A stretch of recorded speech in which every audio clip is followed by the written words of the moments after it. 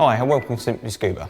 In this video we're going to talk about the difference between regulators and what you need to consider when you actually make your next purchase. You might want to consider whether you need a diaphragm or piston, whether you need a balanced or unbalanced system, whether you need DIN or A-clamp, how many ports you might need on your first stage, and whether you need an environmental seal for cold water use. So we're going to run through all these different types of things. So looking at first stages, got piston design and diaphragm design. Pistons are simpler designs, they're slightly higher performing than the diaphragm design, and that makes them slightly easier to maintain as well, and obviously a little bit more cost effective in terms of servicing. Diaphragms are typically more likely to be balanced systems and are also more likely to be environmentally sealed. So they're great for cold water use. Obviously pistons are obviously available in environmentally sealed and balanced as well, but they tend to be a little bit more expensive in terms of cost against a diaphragm. The performance differences between a piston and a diaphragm is now absolutely minimal, especially on more modern first stages. The designs and obviously the engineering that's gone into them makes them very, very similar. So that's a piston design and diaphragm design.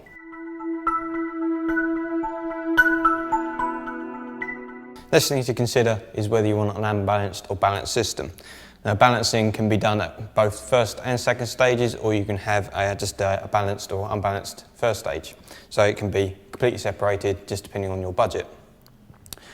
This side we've got an unbalanced piston, and this side we've got a balanced piston. And it's really just about where the components are actually placed inside the first stage. An unbalanced design is a lot simpler. For instance, this piston has just one moving part. So it's very simple, very, very reliable. And then you have the additional components inside just to take into account the ambient pressure, which makes it perform better. Obviously, that adds extra cost onto the first stage, so obviously you have to factor that into your budget. Difference between them in terms of performance, an unbalanced first stage starts to lose slightly a certain amount of performance the deeper you go, and also as your cylinder pressure drops. It can't take into account any ambient pressure. Whereas the first stage here, balanced system, can take that into account, can counter the effect of loss in your cylinder and also the increased pressure in the ambient water. So really, the first breath on the surface is the same as the last breath, all the way through the dive, all the way up, no matter what your cylinder pressure or the depth you get to. So obviously, from a performance side, the balanced system is much better. From a cost side, the unbalanced design is obviously a lot more cost effective.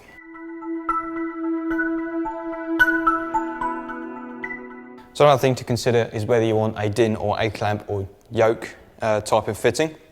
Obviously the fitting is where it fits into the cylinder. Most modern cylinders can accept both just by removing a centre insert to make it into a DIN valve.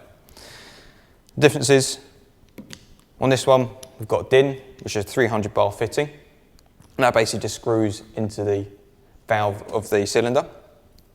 On this side we've got an A-clamp, which only goes up to 232 bar and screws over the cylinder.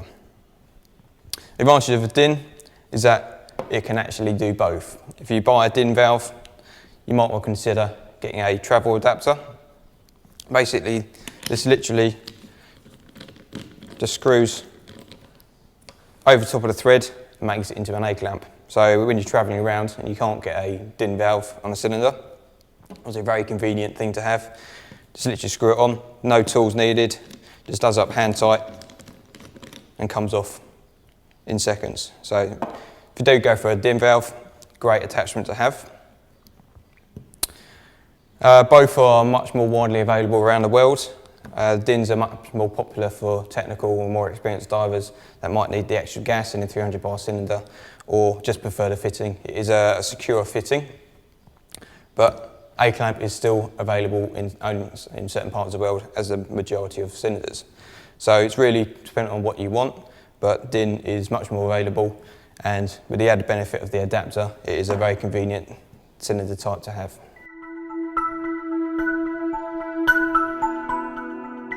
Something else to consider is whether you want environmentally sealed first stage. An environmental seal is basically a dry cap that fits on the top of a diaphragm or fits around a piston design. And it basically prevents water interacting with the internal parts.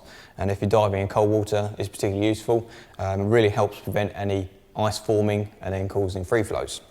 It's also great for contaminated areas. So if you're diving in a harbour or something like that, where you might have a lot of diesel in the water from fishing boats, it's a great thing to have because that contamination doesn't actually reach inside and cause any degradation to O-rings. So it's a very, very good feature, great for cold water and great for contaminated areas.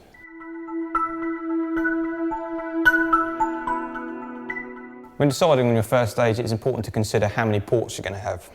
Each first stage has low pressure and high pressure ports, but a number of them can differ depending on the first stage. This simple piston design has 4 low pressure and only 1 high pressure, whereas more expensive balanced diaphragm has 4 low pressure and 2 high pressure. The importance really is depending on how you want to dive, whether you're going to be using cold water equipment, so an extra dry suit, or whether you're going to have a wireless transmitter on for your computer. So if you, for instance, if you had a wireless transmitter, you can only have the wireless transmitter plugged in. You couldn't have a backup for an analog gauge, whereas this one could accommodate that extra facility. So it's important to consider what you're going to be doing, what equipment you're going to be diving with, and compensating that on the first stage as well.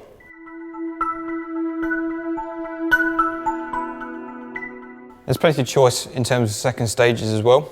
Again, they come in unbalanced and balanced designs. Again, with first stage, they obviously start to lose performance in an unbalanced system the deeper you go and as the cylinder pressure drops. So obviously they're more cost effective, but you don't get the performance.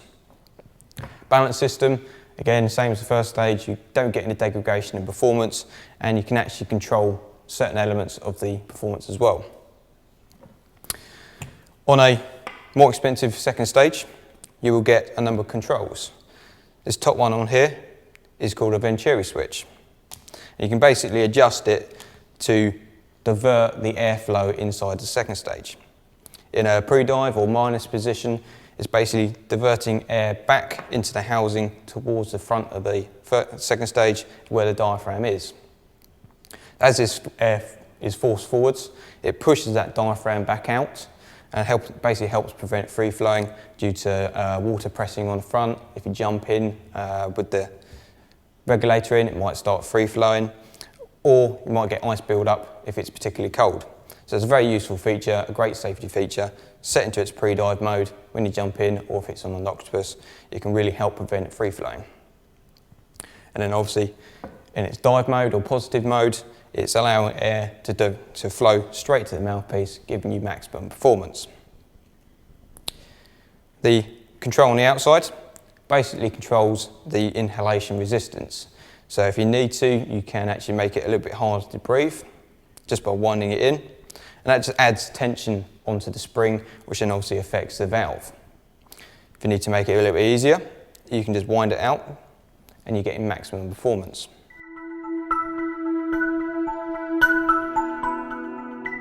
The last thing you'll need to think about is your redundant air source. Obviously, the common practice is to use an octopus, such as this. Comes in obviously a high visibility front cover with a longer hose for donation. Obviously when it's on, you literally donate to a victim and then they obviously breathe from that. The other choice is an alternate air source such as this, which basically replaces the inflator on your BCD and gives you full regulator control. You obviously still got the standard inflate and deflate buttons, but you also have a purge button on the end, obviously for regulator use. The idea of this is that you donate your main supply and then you pick this up and use that as your main regulator. So it's more convenient for you and obviously gets rid of an extra piece of equipment and replaces one that you've already got. So it's a little bit more convenient from that point of view.